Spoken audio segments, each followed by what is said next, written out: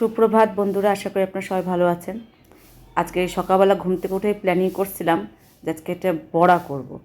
কারণ মেয়ে এসেছে হোস্টেল থেকে, তো ওর ভীষণ সর্দি লেগেছে। তো ওই জন্য ওর মানে এই ধরনের খাবারগুলো খেতে দেবেন, খুব ভালো লাগে সর্দি টর্দি লাগলে পারে।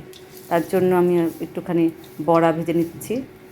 আর এই বড়ার সাথে একটু ঘি দিয়ে ভাত, যে কী অমৃত সকালবেলা, আপনাদের সেটা কিনা জানাবেন কমেন্ট করে।